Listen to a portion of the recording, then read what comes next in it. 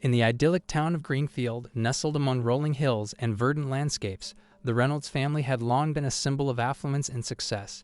James Reynolds, a renowned architect in his early 40s, was celebrated for his innovative designs and impeccable taste. His wife Claire was the epitome of grace and charm, known for her involvement in charity work and her effortless social poise. The couple's two children, Ethan and Lily, aged 12 and 9 respectively, completed the picture-perfect family. Despite their outward perfection, cracks had begun to show in the Reynolds' seemingly flawless life. Claire's recent behavior had been increasingly erratic, her once radiant smile now shadowed by a sense of detachment. Rumors circulated about a turbulent affair, a whisper of scandal that reached the ears of Greenfield's elite. Little did they know that these whispers would soon explode into a full-blown crisis, unraveling the Reynolds' carefully constructed facade. On the crisp autumn evening of October 15, the Reynolds mansion was alive with the warmth of a grand charity dinner party.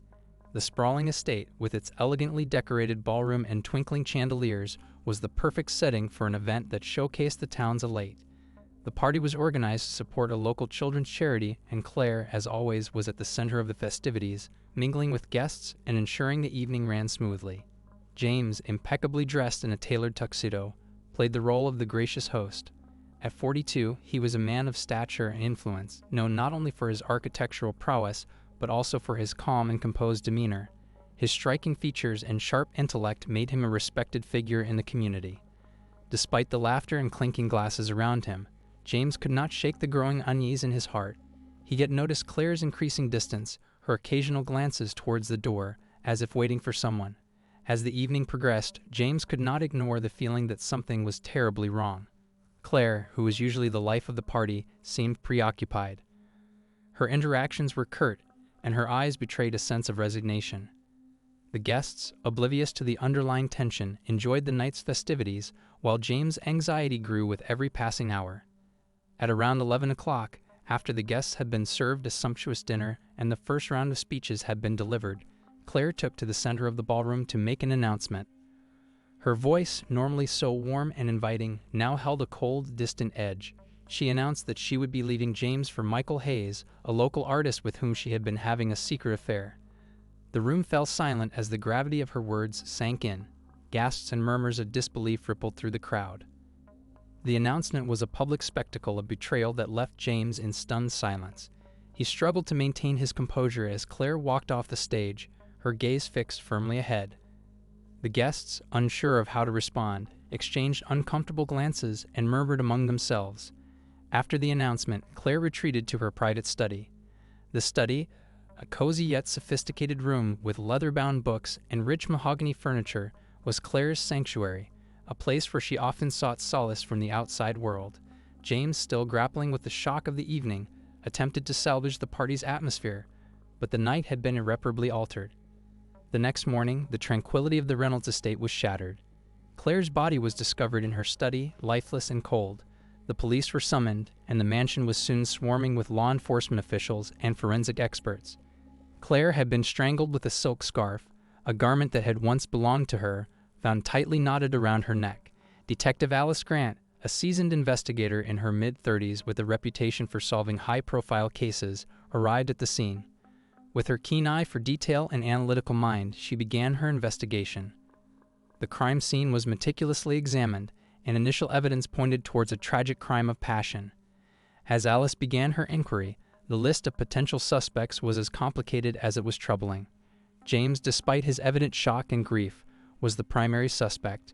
His public humiliation at the party and the sudden shift in Claire's plans cast him in a suspicious light. However, James had an alibi. He had been surrounded by dozens of witnesses throughout the evening. His grief seemed genuine, and Alice's instincts told her that there was more to uncover. Claire's affair with Michael Hayes was another crucial element of the investigation. Michael, a 35-year-old artist struggling to make a name for himself, had been seen in the vicinity of the Reynolds home in the days leading up to the murder. His relationship with Claire had been intense but fraught with complications. Michael was deeply invested in Claire's promise of a new beginning, and their recent quarrels over her decision to leave him created a motive for murder. The third suspect was Sarah Mitchell, Claire's enigmatic friend who had recently returned to Greenfield after a long absence. Sarah, a 38-year-old former fashion model, had been seen at the Reynolds home on the night of the murder. Her presence, combined with her long-standing resentment towards Claire, raised questions about her involvement.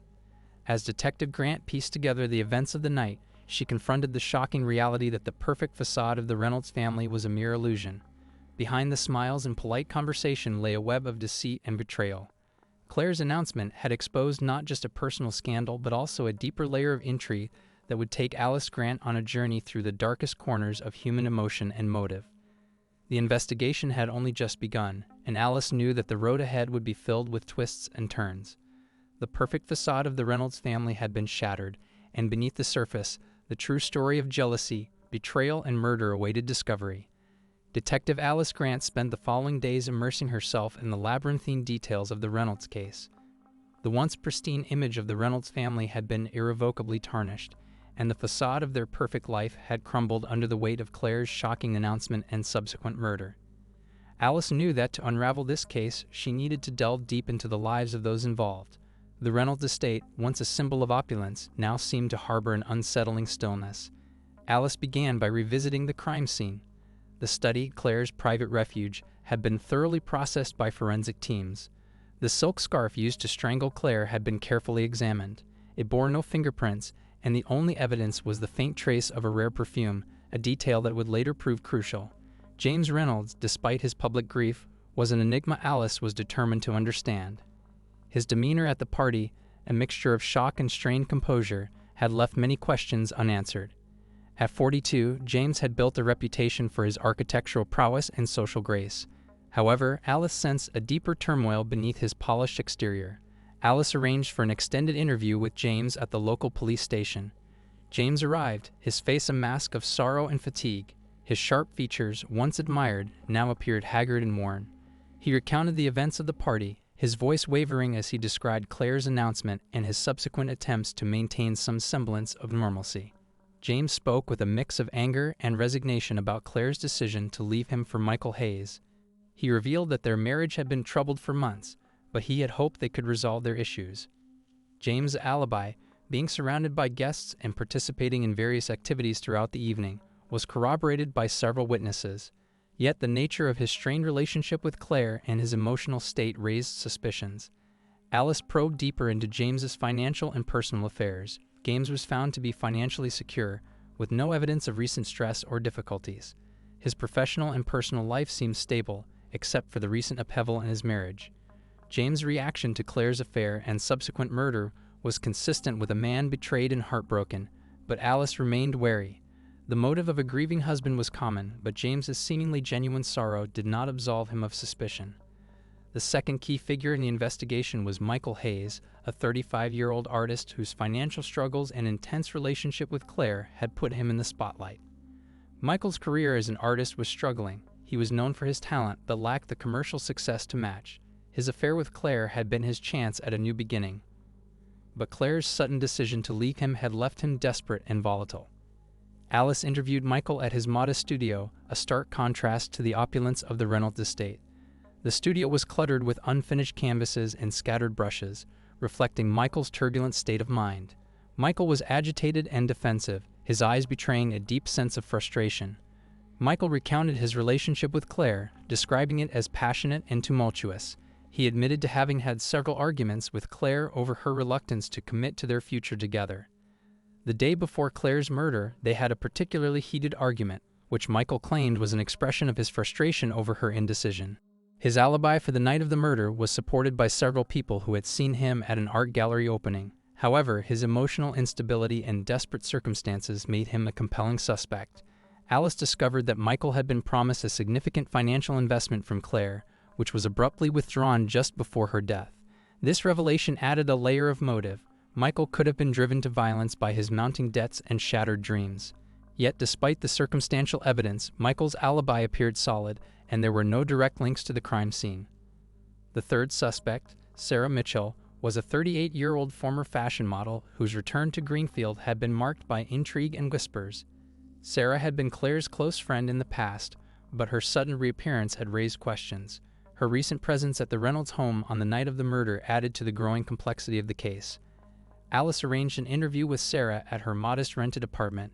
Sarah's demeanor was calm, but her eyes betrayed a hint of defensiveness. She had returned to Greenfield after years away, having left behind a failed modeling career and personal troubles. Her past relationship with Claire had been strained, with unresolved feelings of jealousy and resentment. During the interview, Sarah revealed that she had been at the Reynolds home to rekindle her friendship with Claire. She had been invited over to discuss some personal matters and had left the house just before the party ended. Sarah's explanation seemed plausible, but inconsistencies began to emerge. She had claimed to be alone at her apartment on the night of the murder, but a neighbor's testimony contradicted this, suggesting that Sarah had been out around the time of Claire's death. Alice learned that Sarah had a complicated history with Claire. The two women had once been close, but their friendship had deteriorated due to jealousy over their respective successes. Claire's announcement about her affair with Michael and her imminent departure for a new life had been a significant blow to Sarah. The notion of rekindling a past relationship with James, who was now emotionally vulnerable, had also been a factor in her return to Greenfield. As Alice reviewed the evidence and interviewed the suspects, she noticed a pattern of deceit and hidden motives. The rare perfume found on the silk scarf was a critical clue, suggesting that the killer had a personal connection to Claire and had used a distinctive fragrance to mask their presence. The perfume led Alice to consider that the killer was someone who had access to Claire's personal space and could navigate the household without raising suspicion. The inconsistencies in Sarah's alibi, combined with her troubled past and the emotional context of her return to Greenfield, made her a prime suspect. Alice decided to focus on Sarah, examining her relationship with Claire and her recent activities more closely. Alice's breakthrough came when she found additional evidence linking Sarah to the scene of the crime. A search of Sarah's apartment revealed the rare perfume in a small, hidden compartment, along with a note expressing her frustration and jealousy towards Claire. The note mentioned feelings of betrayal and a desire for revenge, providing a compelling motive. Confronted with the evidence, Sarah broke down and confessed to the murder. In a fit of rage and jealousy, she had killed Claire, hoping to ruin James's life and reclaim her own lost opportunities. Sarah had used the perfume to disguise her presence and frame James, hoping to divert suspicion away from herself. With Sarah Mitchell's confession in hand, Detective Alice Grant felt a sense of progress in the Reynolds case.